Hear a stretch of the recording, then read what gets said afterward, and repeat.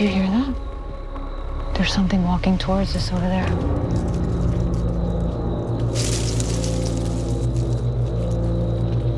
What? It's moving above us. From a giant humanoid footprint to a lengthy clip of Bigfoot walking through the woods, this unbelievable new Bigfoot evidence confirms the legend is true. Let's dive in. Bigfoot film. It was October 20th, 1967, when Roger Patterson and Bob Gimlin rode their horses deep into the woods of Bluff Creek, California. The two men weren't just out for a casual ride. Patterson had been obsessed with Bigfoot for years, spending his time researching, writing books, and dreaming of capturing proof. Gimlin, a longtime friend, joined him mostly out of support and curiosity. But that day, around 1 p.m., something strange happened. Their horses started to panic as a strong, unfamiliar smell filled the air. It was sudden and sharp, like the forest itself had shifted. And then, they saw it, about 100 feet away. A creature covered in dark hair walked upright through the trees. It wasn't running, it wasn't hiding. It moved smoothly on two legs, almost like it didn't care that it was being watched. Seeing it, both men jumped off their horses. Patterson, always ready, pulled out his 16mm Cine Kodak camera and began filming. His hands were shaking, the footage was unsteady, but the creature stayed in the frame long enough to create one of the most talked about pieces of film in cryptid history. And that short film changed everything. It showed a massive, muscular figure walking in broad daylight. Yet the most famous moment came when the creature turned its head toward the camera, mid-step, before walking calmly back into the trees. Although the footage was grainy, the angle wasn't perfect. Something about it felt real. And for many people, it was the first time Bigfoot didn't feel like just a campfire story. Soon after, Patterson began showing the footage across the country. He charged admission, gave interviews, and leaned hard into the public spotlight. He had already published a book about Bigfoot the year before, so people started asking questions. But some believed he had staged the whole thing. Years later, a costume designer named Philip Morris claimed he had sold Patterson the ape suit used in the film. Then a man named Bob Hieronymus from Yakima, Washington, came forward and said he had worn the suit. These claims only added fuel to the fire. Skeptics pointed to Patterson's sudden profits as a red flag. To them, Patterson had the motive and the means to pull off a hoax. Still, nothing concrete ever proved it, and the footage had defenders. Dr. Jeffrey Meldrum, a respected professor from Idaho State University, studied the film closely. He argued that the limb proportions and muscle movement were too precise to be faked, especially with the technology available in 1967. He pointed out how the creature's gait and flexing muscles didn't match what a man in a costume could do. Then there was Bob Gimlin. Decades later, he never changed his story. He stuck to the same details, never tried to cash in, and kept a low profile for years. His quiet honesty only made believers trust the story more. No matter which side people fell on, the Patterson-Gimlin film left a permanent mark on Bigfoot history. It set the tone for everything that came after. For some, it remained the clearest and most convincing proof that something unknown still roamed the forests of North America. But for others, it was just a well-crafted legend wrapped in old film grain. Yet the image of that creature turning its head, those broad shoulders, the way it walked without fear, stayed burned into the minds of millions. It didn't scream, it didn't hide. It just walked into the trees like it had done it 1,000 times before. And more evidence kept popping up. Allegheny National Forest Bigfoot. Back in the fall of 2007, a hunter named Rick Jacobs set up a motion-activated trail camera deep in the woods of Pennsylvania's Allegheny National Forest. He wasn't looking for anything strange, just scouting for deer like most hunters in the area. That part of the forest was thick and quiet, full of shadows and heavy pine. It was the kind of place where things could move around without ever being seen. But despite Jacobs having been out there before, this time, something felt different. When he returned to check the camera, he expected the usual. Maybe a few deer, maybe some raccoons. But what he got turned into one of the most talked about Bigfoot images of the modern era. Among the photos, there were clear shots of bear cubs. They were easy to identify, their shape and movement familiar to anyone who knew the woods. Then came the image that didn't match anything. A tall, hunched figure appeared in the frame. Its limbs were long, its shoulders sloped, and it looked nothing like the bears that had come before it. The creature was captured crouching near the ground, with its arms stretched forward. The body looked thin but muscular, and the shape was wrong for any known animal in the area. When posted, the photo spread fast. And it didn't take long before Bigfoot enthusiasts jumped on it. They said it was one of the clearest images ever taken. The size of the limbs, the posture, and the proportions didn't look human. At the same time, it didn't look like any animal most people were used to seeing in Pennsylvania. Some said it was too tall, too lanky, and the movement was all wrong. It looked like something that didn't belong there. However, skeptics came in quickly with their own theories. The main explanation they pushed was that it was a bear suffering from mange. A sick bear, they argued, could lose enough fur to appear thin and strange. It could even move in weird ways because of pain or weakness. On top of that, they pointed out the dark eyes and posture as possible symptoms of an infected or injured animal. That argument gained traction with wildlife officials who said the shape did resemble a bear under severe physical stress, but people who looked closely weren't so sure. Some experts pointed to the angle of the limbs, especially the arms. They seemed too long for a bear, even one without fur. Besides that, the way the creature's back curved and the position of the head made it difficult to match it to known bear anatomy. Then there was the timing. The photos of bear cubs had been captured on the same night, and the cubs looked healthy, full of fur, and completely normal. That only made the strange creature stand out more. If it had been a sick bear, it would have been strange to see it near two healthy ones. While Jacobs didn't claim it was Bigfoot, he didn't say it was a bear either. He left it up to the public to decide, and people from across the country talked about it. Forums exploded with theories, with some believing it was proof of something hidden in the forest. Others dismissed it, saying blurry trail cam photos weren't enough. Still, the photo stuck in people's minds. Perhaps it was the creature's eerie stillness, the way it looked half human and half animal, crouched in the middle of nowhere. Even now, years later, the Allegheny Bigfoot photo still shows up in discussions. For many, it stood as one of the most haunting pieces of evidence. Not because it was perfect, but because it was just clear enough to raise questions. And the questions kept coming.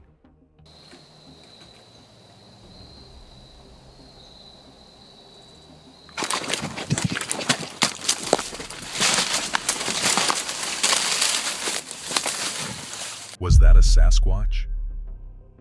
In 2013, deep in the woods of Mississippi, a man named Josh Highcliff had gone out hunting on his own land. The evening was quiet, like many others before it, and he had been hoping for a peaceful hunt. But what he saw that day shook him so badly he could barely believe it himself. Josh had been sitting quietly in his spot, scanning the trees and brush, when he heard something moving just beyond his view. At first, he thought it might be a hog or maybe a deer, but the sounds were heavier and slower. He picked up his phone to record, more out of curiosity than anything else. Little did he know that that decision would change everything. Through the trees, he spotted a huge, dark figure crouched down near a stump. The creature was massive, with long arms and thick muscle under what looked like dark fur. It didn't notice him at first. It was busy digging into the stump, tearing it apart with strength that didn't seem natural. Josh watched as wood flew and the figure's shoulders shifted with each pull. It moved like an animal, but didn't look like any bear or boar he had ever seen. And its shape was all wrong. It stood on two legs, and its arms were too long. The more he stared, the less human or animal it looked. He felt frozen, unsure if he should run or keep watching. Then the creature paused and started to turn. That's when panic kicked in. Josh didn't wait to see its face. He took off running straight back to his truck, heart pounding and breath shaking. By the time he got home, he was still in shock. He uploaded the video to YouTube, not to chase fame, but because he needed answers. He said he just wanted someone to tell him what it was, or for a prankster to come forward if it was all a setup. But no one ever did. However, the video went viral fast, and people all over the world watched the footage, analyzing every frame. Some believed he had caught a real Bigfoot on camera. They pointed out the way the creature moved, the build of its body, and how it interacted with its surroundings. Others thought it might have been a person in a suit, but even some skeptics admitted that the size and power seemed too real. What made it even stranger was how scared Josh remained afterwards. He admitted he hadn't been back to that part of the woods since. He was a hunter, used to being out in nature, but this was different. Something about what he saw had changed the way he looked at the forest. It didn't feel safe anymore. Over time, the buzz faded, but the mystery stuck. The video remained online, still drawing in curious viewers and researchers who believed that Josh had come onto something rare. Whether it was a creature no one could explain or just a very well-done hoax, what happened in those Mississippi woods left a mark. Yet more evidence seems to have always been there. Johnstown's smelly Bigfoot. In the quiet town of Johnstown, Pennsylvania, back in 1980, the pace of life was usually slow and steady. People there were used to the familiar rhythm of small-town days, with neighbors waving from porches and kids riding bikes down quiet streets. But one morning, something strange broke that calm. Near a residential home, someone noticed an enormous footprint pressed into the soft ground. It wasn't just big, it was massive. When they measured it, the print came in at a shocking 17.75 inches long, and it looked like a human foot. But the size was beyond anything normal. The toes were clearly defined, and the heel had sunk deep into the soil, like something heavy had passed through the yard during the night. Following this finding, news spread quickly, and soon the whole neighborhood was talking about it. People came by to see the print for themselves, snapping photos and pointing out the shape. And it didn't take long before Bigfoot came up in the conversation. Some laughed nervously, others weren't so quick to dismiss it. The Associated Press even picked up the story, reporting not just the footprint, but something else just as strange. Around the time the footprint appeared, locals had been hearing strange noises at night. They described them as loud and unnatural, something between a howl and a growl, echoing through the trees. Yet these sounds weren't the usual calls of wildlife. They didn't match coyotes or owls, and they seemed to move from place to place, as if whatever made them was wandering through the area. Even stranger was the smell. People reported a strong odor hanging in the air on those nights, something musky and foul, but hard to describe. It didn't smell like any animal they knew, and it seemed to come and go without warning. Some said it hit you like a wave, thick and sour, lingering for a few minutes before fading away. For days, the atmosphere in Johnstown was tense. Parents kept their kids indoors after dark, and neighbors double-checked their locks and left porch lights on through the night. Everyone had a theory, but no one had any answers. Some thought it could have been a prank, but the size of the print and the depth of the impression made that hard to believe. Others were convinced something real had come through town, something people weren't ready to face. However, no creature was ever found, and the noises eventually stopped. The footprint faded with time, worn away by rain and wind, but the memory of it stuck. People in Johnstown still talked about it years later, passing the story along like a local legend. Some would swear they remembered the smell, or that they had heard the cries themselves on that eerie night. It became one of those stories that lived on in whispers and campfire conversations, the kind of tale that seemed too strange to be true, but too detailed to ignore. For the people who lived through it, that single footprint left more than just a mark in the dirt. It left behind a mystery that never fully faded, and a quiet reminder that the world still held secrets, even in the most familiar places. And while this footprint was found on the ground, the next print had been discovered in the snow. Eric Shipton's Snowy Bigfoot.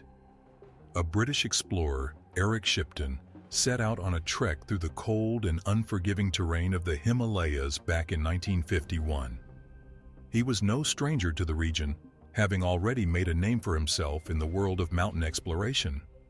But during this particular expedition, something unexpected stopped him in his tracks. While making his way through a remote area, high above sea level and surrounded by snow and silence, Shipton came across a strange sight. Pressed deep into the snow was a single footprint, much larger than any human's. The toes were spread wide, the heel was rounded, and the whole thing looked oddly shaped, like something in between a man and an animal. Curious and maybe even a little unsettled, Shipton did what any explorer with a camera would do. He snapped a photo of the footprint, making sure to place an ice axe next to it for scale. And the comparison was shocking. The footprint stretched far longer than the axe head, and its depth suggested that something heavy had made it. This wasn't a passing boot print or a distorted animal track. It was clear, it was defined, and it didn't match anything known. When Shipton returned, the photo caused a stir. He believed it belonged to the Yeti, the mysterious creature locals had spoken of for generations. Stories of the Yeti, or abominable snowman as some called it, had long been whispered in the region, and the photo seemed like physical proof that there was something out there in the snow-covered mountains that didn't belong to science or logic. Over the years, the photo became one of the most iconic pieces of cryptid history. It appeared in books, magazines, and documentaries, with people debating its authenticity endlessly. Some said it was real, the long-awaited proof of the Yeti's existence. However, others argued it could have been a melted footprint or a hoax, though no one could explain the size or the perfect clarity of the print. Even without a creature to match the footprint, the image carried weight. It was studied by researchers, hunters, and skeptics alike. Decades passed, but the photo never faded from public interest. It remained one of the clearest and most puzzling pieces of alleged evidence in the search for unknown creatures. Then, in 2014, that old photograph found itself back in the spotlight. Christie's auction house in London decided to put the original up for sale. They knew the history behind it, and they knew that people from all over the world still cared about the mystery of Bigfoot and the Yeti. Although weathered and aged, the photo sold for nearly $5,000. For some, it was just a historical artifact, a piece of exploration lore tied to one of the world's most enduring mysteries. For others, it was something more, a reminder that maybe, just maybe, there were still things out there that defied explanation. The snow would come and go, seasons would pass, but that strange print in the Himalayas would live on, frozen in time, forever linked to the question of what really walked through those mountains that day. But there's more. Right now I'm looking for anything that puts out a heat trace that would be moving on the screen anywhere near or around this water source. Expedition Bigfoot's Strange Encounter. In their Alaskan expedition, the Expedition Bigfoot crew found themselves in a dangerous position. After narrowing down their area of research using modern technology, the team was posted around the hidden mountain lake. Ronnie and Maria were on the north and south sides and would make their way through the surrounding forest towards the lake, hoping to drive the creature out onto the banks where Russell could observe it with the tethered drone. At this point, using the drone, Russell was looking for anything that would put out a heat trace that would be moving on the screen anywhere near or around the water source that the team had considered a highly likely area to spot a Bigfoot. But that's not all. Ronnie and Maria were on guard and stayed vigilant to notice any unusual movements. If they were lucky, they hoped to find footprints that would draw them closer to their target. Having been separated by Russell in an attempt to cover more ground, both Ronnie and Maria were equipped with thermal imaging cameras and other equipment to monitor any of the areas Russell could not see. While Russell was their eyes in the sky, Maria and Ronnie were having it tough. There were a lot of obstacles, from twigs and fallen tree branches, that made it hard to move at night and made it easily possible for either of them to twist their ankle. This meant that one had to watch where they stepped, but the troubles did not stop there. The hardest part was that they couldn't see clearly at night, even with their flashlights. As their search went on, Maria noticed something. She heard rustling a few meters from where she was standing. In her expertise, she knew that there was something walking towards them, and it seemed like whatever it was moving above them in the trees. It was like the creature intentionally avoided being detected by the crew's flashlights. Did you hear that? There's something walking towards us over there.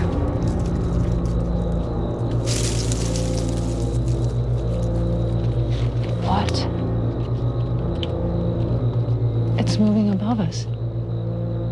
But Maria was not the only one experiencing the strange noises and rustling. As Ronnie looked around for any signs of Bigfoot activity in the darkness of the woods, he heard the rustling too. As he investigated, Maria reached out to Russell over the radio and expressed her unease. She told Russell that she had heard something and expressed that she felt like she was being watched. Following this, she asked Russell if his drone had detected anything in the area where she was standing. Hearing the tension in her voice, Russell told Maria that he had not yet spotted anything with his drone. As if getting a false sense of security since Russell had not yet spotted anything, Maria continued to look around. Meanwhile, Ronnie, having overheard Maria's conversation with Russell, decided to stay alert, since if Maria had experienced the presence of the elusive creature, it was just a matter of time before Ronnie experienced it too. And then it happened. Ronnie heard some noises and reported it to Russell as well to see if his drone had captured something. According to Ronnie, the sound seemed to be moving towards the water source. Upon hearing this, Russell became concerned about the well-being of his crew and instructed Ronnie to stay at least a few yards away from the water source since they did not know what to expect. Give Russ a quick call here. Russ, coming for Ronnie? Go ahead, Ronnie. I'm hearing some noise heading towards the water. Are you seeing any activity down there? Ronnie, I want you at least 200 yards away from that water. Maria is also getting sounds. And I want to make sure that you guys are in a safe configuration. So back away from the water at this point, just for a little bit. Roger that. Making my move right now. Upon hearing Russell's warning, Ronnie decided to find a safe distance from the water source, where he could observe without making direct contact with the creatures of the night. He moved a few meters from where he was standing and hid behind a huge rock as if to show whatever was hunting him that he had surrendered. After reaching behind the rock, Ronnie asked Maria if she could see him through her thermal camera, to which she responded by saying that she could see him clearly. But then, Ronnie heard something. A loud breaking sound came from his right side. Hearing this, he told Maria to use her thermo-powered camera to see what had caused the noise. And then she saw it. Just a few meters away from where Ronnie was, behind a tree, Maria saw a heat signature. She could not tell whether the creature was crouching as if watching Ronnie, or it was just another creature minding its business. While the creature avoided face-to-face contact, its presence could be felt, and the entire crew could not deny it. They all felt like they were being watched by something way more intelligent than they had anticipated.